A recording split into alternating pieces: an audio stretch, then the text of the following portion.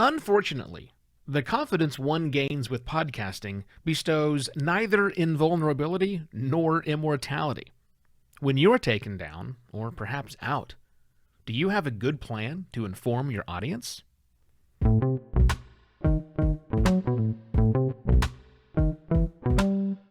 Hello and welcome to another podcast Pontifications with me, Evo Terra.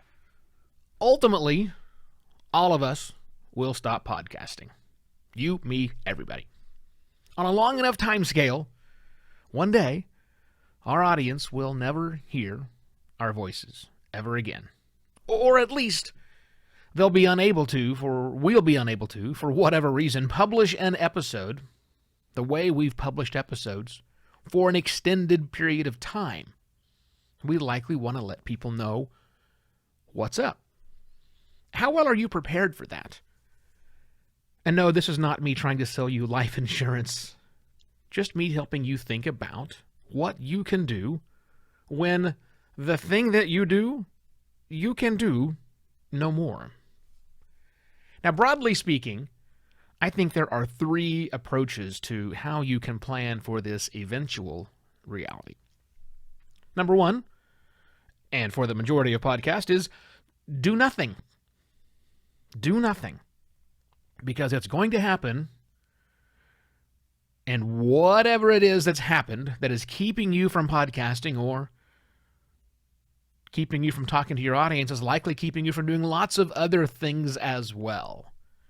And so for most podcasters, explaining their absence during this time of ultimate crisis is pretty low on the priority list, especially if you're podcasting as a hobby or a fun exploration of your creative side, or some other less than totally serious prospect that got you into podcasting, which again describes most podcasters.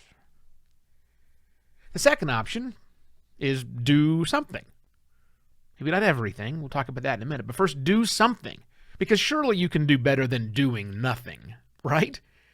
Now the good news is, because you're a podcaster, odds are that you know at least one other podcaster. So in a time of extreme crisis, someone that you know really well, who's also into podcasting, could probably step up and post an update on your behalf. But that assumes one thing. You've actually done some planning and designated who that person is. Do they know how to publish an episode? Even if that's just an episode of them explaining your situation, do they know how to do that on your particular platform? We can all do it, but do we know the right way to do it? Do we have all the access and the codes? But of course, before that assumes that you've set some parameters with the regular people in your life, the non-podcasters, so they know how to contact the person you've designated as your do-something person on your podcast. Lots to do there. And that's just do something. The third way to approach this is do everything. Because there's several flaws in that do something plan. The biggest one being that you probably publish more than just an audio episode of your podcast. You publish more than that, most likely. More to the point, there might be people who consume your published content who rarely listen to your podcast. Maybe they prefer to watch the videos that you publish on YouTube, whether they're full videos or clips. Who's going to post an update to YouTube if it's not an automatic publishing from your podcast? Maybe your audience only reads the articles that you create out of your podcast episodes. Who's going to update them? Who's going to write something and post that article? Perhaps they've only subscribed to you, your newsletter. Maybe they only read your reposts on Medium.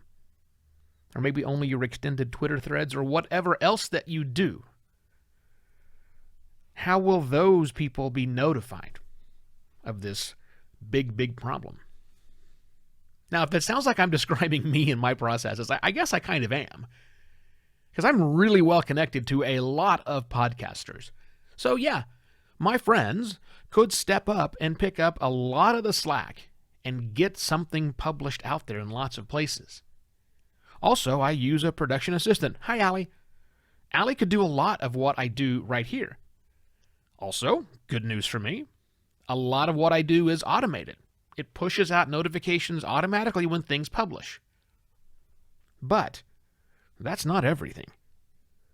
A lot of my publishing processes are very manual, completely undocumented, and known only to me, locked up inside the gray matter. You might be in a similar situation. So, what are my options? What are your options if you really want to keep everyone informed? Well, option one obviously is to make it documented, get it out of my head. I could write every single thing that I do down and put a solid what's next plan in place. That seems like a logical thing that I should do. But am I going to do that? Honestly, I doubt it. I mean, I know that I should do that, but things that I should do, I want to do, and I will do. But there's things I should do that I never ever do, and I'm not so sure I probably will do this. Which means chances are I will fall back to number one and do nothing. If you don't hear from me for a while, maybe that's what's going on. I'm curious, what would you do? Do you have a good plan? Do you have a partner? Do you have somebody who can step up and take all of the slack? Because I don't. And I kind of wonder what that means at some point. Maybe I'll get better. I don't have any booster grams for you today. I do want to do one little correction. Yesterday, I mentioned that someone had donated on Breeze. Well, that was Matt Medeiros from Castos. Breeze just didn't send over his message. So thank you very much, Matt, for the sats and for the nice message. And if you received any value from today's episode, please consider returning some of that value. Lots of places to do that. Check out podcastpontifications.com/sponsor. Some excellent options right there. And on this cheery note of an episode, I shall be back tomorrow with yet another Podcast Pontifications. Cheers.